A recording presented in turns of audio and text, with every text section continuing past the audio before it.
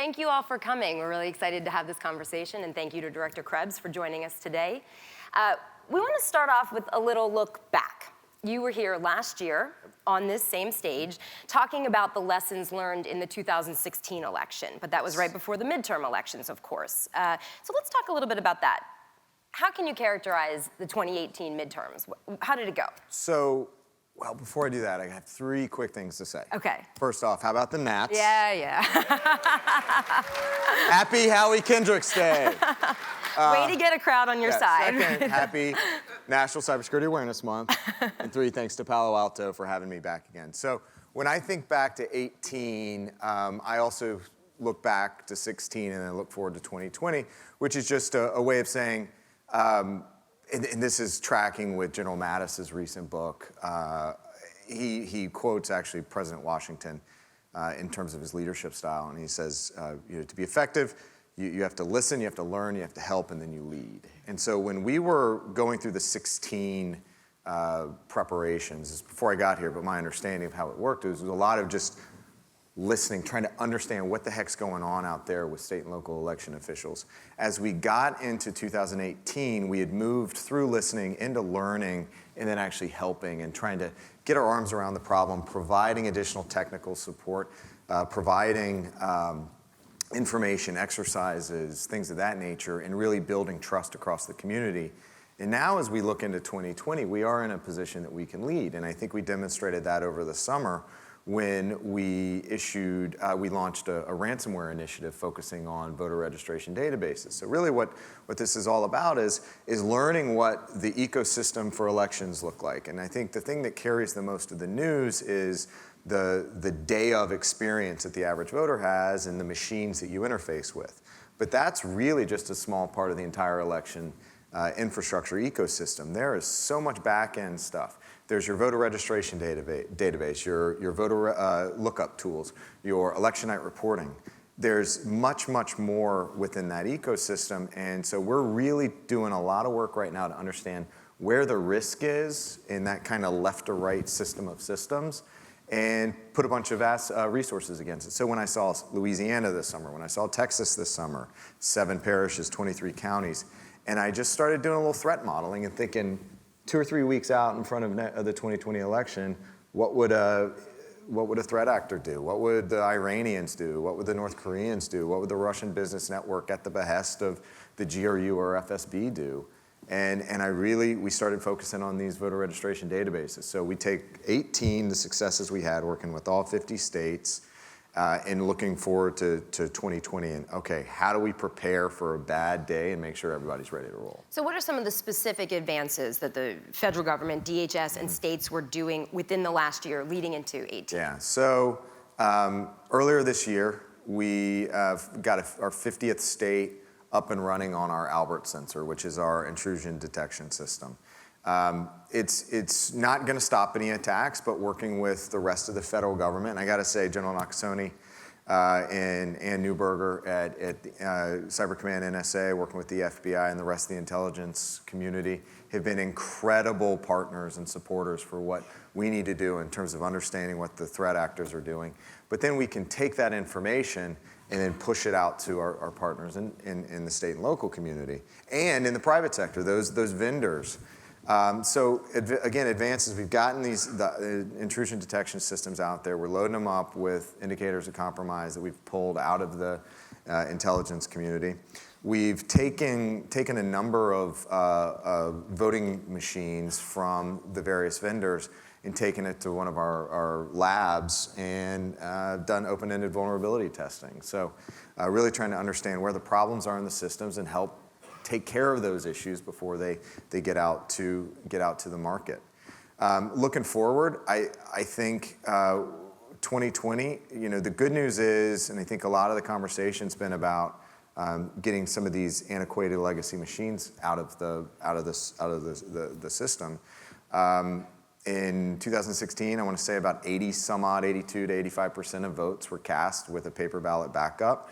By 2018, it was probably about 90%. I think as we look at 2020, It's going to be about 92%. Now that's still 8%, about 16 million votes across the country or so. But the good news is the classic battleground states that we always think about, those are all with paper ballot backups. Why are paper ballot backups important? Well, what's the point of an election? It's to prove to the loser that they lost. That's it.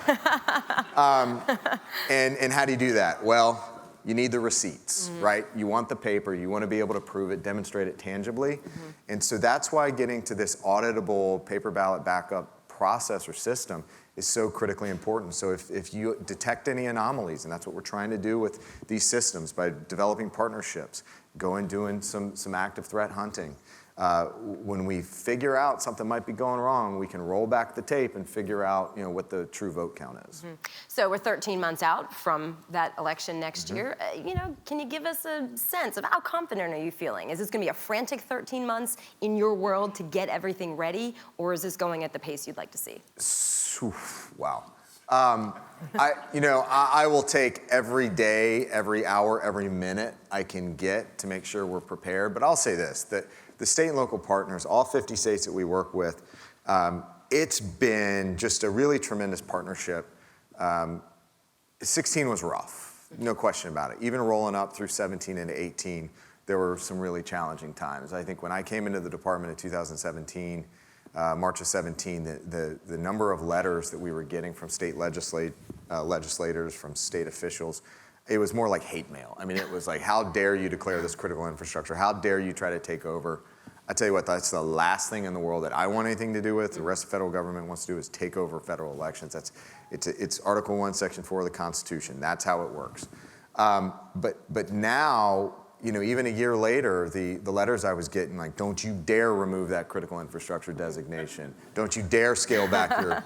And I tell you what, I got to give a lot of... Whatever your reply was great. They accepted. So again, it goes back to that Mattis, Washington model of listen. And I had we opened a new facility, or part of a facility yesterday, and we had the secretary come by, and we had a little town hall with the team, and they said, as we build out our team, what's the one thing that you recommend in terms of getting real success and engaging our stakeholders?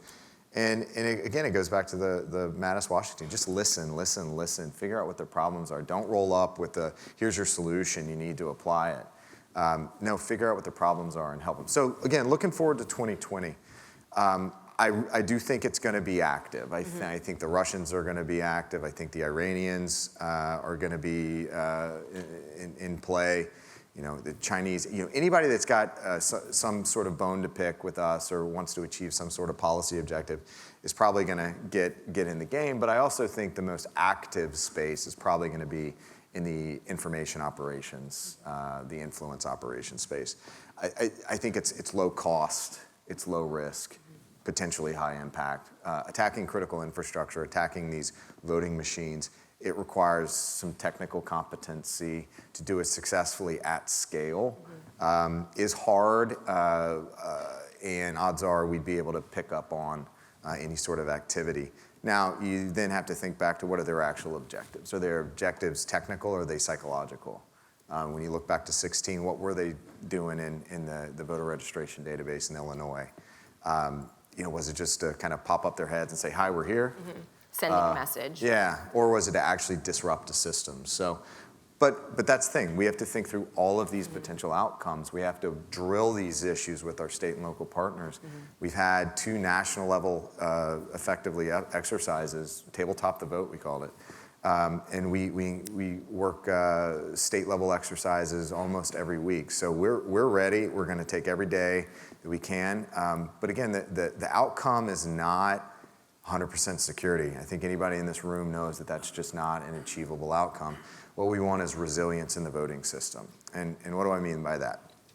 Let's say we do have a bad day with ransomware 2 weeks or so before an election. What I want is, even if you lose the online version of the voter registration database, you've got an online backup, you can pop it back up. Okay, let's say that doesn't work, some sort of paper record, paper voter e-poll book or poll book or whatever at the voting station. Last bit is, let's say all this fails. provisional ballots, sufficient provisional ballots at the election station that every single one of us can go up and say, okay, this system's broken, fine, I want to use a provisional ballot. Again, it's about resilience. It may not work as smoothly or as quickly as it would if things were all working fine, but we've got to have a little bit of spring and bounce back. Backups to the backups. Yeah. To the backups. I mean, it's failover, failover, failover. You've mentioned ransomware, you've mentioned the state and federal balance here and what you guys can do with state and local officials. We've seen these recent ransomware attacks, and obviously this has huge implications for the election security. What can DHS do? What can the private sector do to help these state and local officials? And what are you doing? So I think there are a few things that we can do, but I think the bigger question to ask is probably what more can the federal government do? In terms of what we are specifically doing right now, launched an initiative actually last year, but really upped it this earlier this summer. It's just about engaging and sharing the basics with our state and local partners. There is a tremendous amount of technology deficit out there in state and locals. They don't have the ability to run negative or deficits at the state level. So there's always that kind of, I think everybody's in this room's probably seen this, but IT spend kind of gets kicked over to the next year. And so you're still running a lot of legacy systems out there, in some cases. And we even saw this in the federal government last year when we issued our DNS tampering emergency directive, where we said, hey, you need to go implement multi-factor authentication on your DNS management accounts. And they couldn't, a lot of folks couldn't do it. Same thing we're finding in states. MFA is one of those 98% solutions for ransomware, but we're still finding places that can't necessarily do it.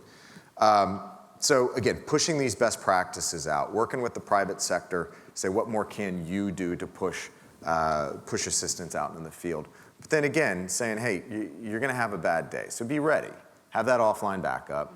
Have a contingency plan in place. Know who to call. It doesn't have to necessarily be the private sector, or the government rather, because I'm not going to be able to parachute in and save the day. But have a contingency plan in place where you have an advisor who knows how to work a ransomware or really just any sort of destructive attack. And then the last thing I'd add is we've got to do a better job in the federal government of having consistent playbooks on incident response, particularly at the state and local level. I think Louisiana had a really good plan.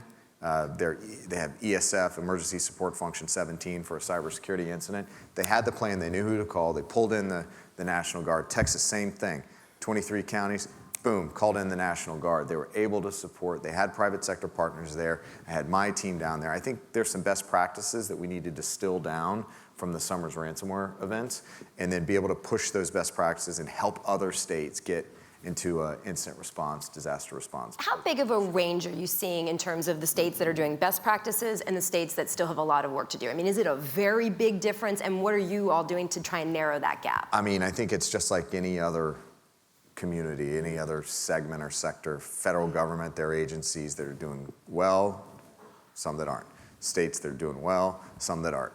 One of the really interesting approaches that I've seen, this was specifically the state of Iowa, and Secretary of State Paul Pate is pushing this good neighbor concept. And so the better resource, the more well-off counties in Iowa, hey, how about we reach out and help some of those underperforming or less resourced counties? And that's a model that I think we need to adopt from the private sector, from other states. Let's see what we can do to get out there, and everybody's got some sort of give back program or pro bono type work. What can we do, and understanding that IT security professionals are already pretty well stacked up in terms of their day-to-day 9-to-5 jobs, but wouldn't it be great if we can get in there and give back to the community, work with our state and local partners in kind of a pro bono technical support. And is that something DHS could coordinate, or are you having the state and local officials try and make those connections themselves? Well, there have been a number of announcements over the last year or so, and this is something we, at our Cyber Summit back a couple weeks ago, we really started pushing. But it being National Cybersecurity Awareness Month, we are seeing a number of companies step up and say, yep, this is how we're doing our employee give back programs. Twitter's got a program out in Silicon Valley, where they work with the senior community on spotting fraud and all these, whether it's the phone calls that come in or the emails that come in on phishing emails. How do we educate people to make more informed decisions? You've talked a lot about funding, that states for election security need reliable funding instead of just every couple years in the federal budget, here's a lot of cash we're going to throw at you, maybe anticipating problems in an upcoming election. How can you make that work? And what do the states need in order to make this a consistent part of their plan for election preparation and election practice? Right. So the way I look at this is again, we've talked about legacy systems that need to be replaced. It costs a lot of money. There at this point 5 states in some way, shape, or form are almost without the paper ballot backup systems. South Carolina, Georgia, Louisiana, Delaware, and New Jersey. Every single one of them has either indicated a movement towards paper ballot backup systems by 2020. Or said this is the outcome we want to achieve, but they don't all have the money. New Jersey is one in particular. I think it's going to cost them about $114 million to put this new system in place, but they don't have the funding from the state legislature. So any way you cut it, these states need money. But Article 1, Section 4, again, states are responsible for the time, place, and manner of conducting federal elections. So they are responsible for some degree of funding. Where the rest of it comes from, Congress has stepped up over the last couple of years, $380 million in the FY18 omnibus funding. The Senate approved a package a few weeks ago with about $250 million. This is all great progress. This is good, much needed money. But that said, the real issue is that state legislatures, just like everybody else, you have your budget in your household, they have budgets at the state level. Again, they have to hit those 0 numbers every year. They can't go negative. So they have to be able to schedule and plan. So consistent funding is critical. What kind of funding, though? Had a couple conversations with election officials, my own team. I kind of see 3 areas for investment. First is those immediate surge legacy retirement cost. Get those systems out that don't have that paper ballot backup capability. So that's one pot of money. Second pot of money is, again, that more dependable, solid investment. Some states have used their funding for cybersecurity navigators, which is just a good way of saying a cybersecurity consultant that can go around the state and help out.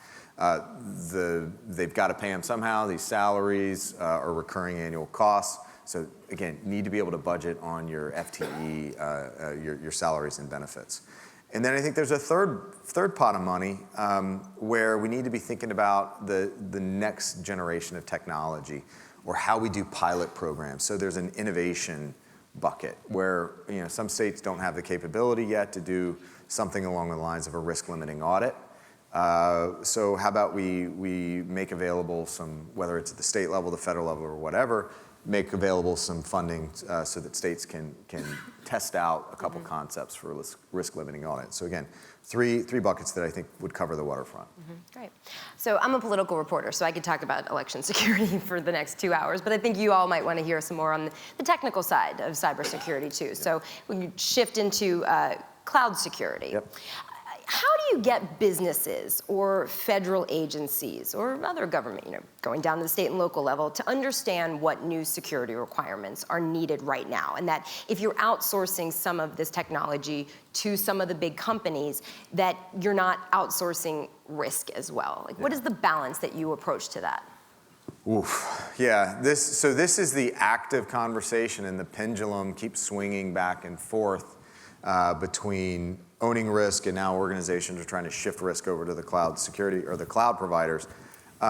Ultimately, I think we're still kind of in the early days of cloud deployment. Not so much in the sense of whether cloud is deployed, but in terms of risk management in the cloud and organizations truly understanding that just because you sign up with the CSP or even a managed service provider, you just didn't transition all your risk over there with them. And I think what we saw in December with the announcement or the indictment of the Chinese actors in the Cloud Hopper APT-10 campaign was there are a lot of organizations that sign up for cloud-based services, managed services, but don't think through, okay, what sort of connections do I have with that company? What access do they have to my networks? Do I have the right monitoring and logging in place?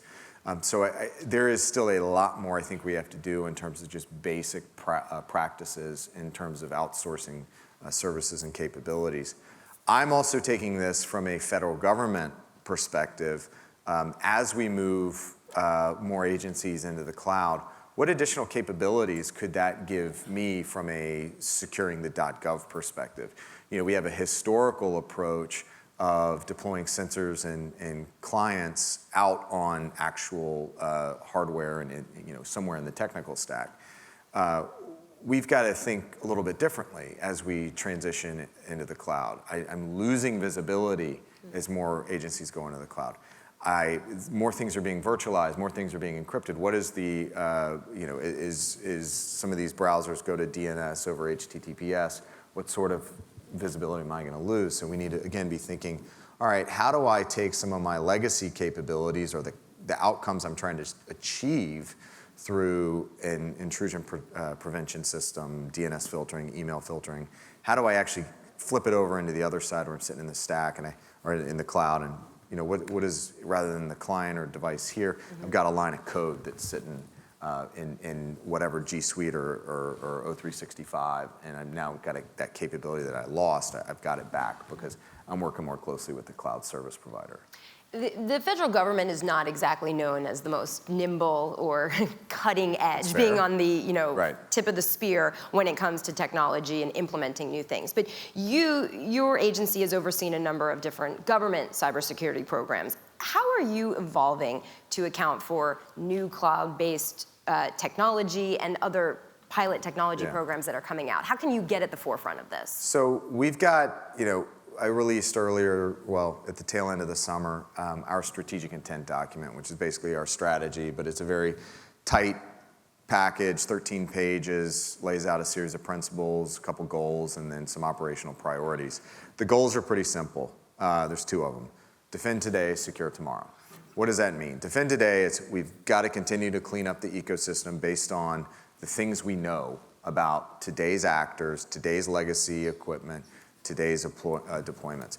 But we have to be thinking whether it's 5G, whether it's, I think the usuals are AI and ML and quantum, but whatever the next generation of technology is, we've got to be thinking forward about, okay, how do we evaluate the risks that these may introduce? Okay, been a lot of discussion on 5G and whether the equipment itself is going to be susceptible to a confidentiality attack. I'm actually thinking more about the industrial IoT that's riding on the networks of the future and the availability attacks, how they might impact autonomous vehicles. There was a study that, you know, if 10% of the vehicles in New York City were disabled, the entire city would grind to a halt, more so than it is on any given day. But total standstill. We can blame it on the computer. So think about that, right? Okay, so you have an availability attack against the network, assuming that the vehicles are depending on a constant signal. What does that bring with us? So what are these failovers? What does resilience look like in tomorrow's infrastructure? Well, that's a perfect segue into some 5G technology questions, which of course is rapidly developing. This is going to raise significantly the stakes of security. You just mentioned the New York example, but you're also looking at medical devices, anything else that's going to be attached to this technology. What is the administration, what is the federal government doing right now to address some of the supply chain risks with the 5G infrastructure? Right. So earlier this year, or in the late spring, the president issued an executive order on information communications technology supply chain. The Department of Commerce will be issuing an interim final rule within the next few weeks that kind of lays out a process or program for evaluation of transactions in telecommunications. As our part of the executive order, we developed a risk assessment looking at today's telecommunications networks. So think about LTE, 4G. and kind of characterize what the ecosystem looks like across a series of roles. And it starts with user equipment, goes all the way to the back-end data management, and then illuminated a number of key elements within those roles, got to about 61 elements. And we were trying to say, okay, if you owned the network, if you had administrator level privileges, what risks could or could not be mitigated, and what would the potential impacts be? So what this did was try to inform the conversation on these are the areas that we need to focus on. Here's where risk cannot be mitigated if you own the device, if you own that service.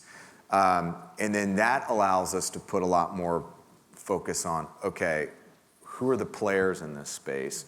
What's the quality of the product? Which kind of takes me to my next bit, is that we are working very much in a risk-based, evidence-based manner. I established about this time last year an ICT supply chain risk management task force that worked with 20 tech companies, 20 comms companies, and 20 federal agencies to figure out across supply chain risk management, what are the good practices? What are the gaps? What are the things we need to do? How do we incentivize buying from authorized resellers and OEMs?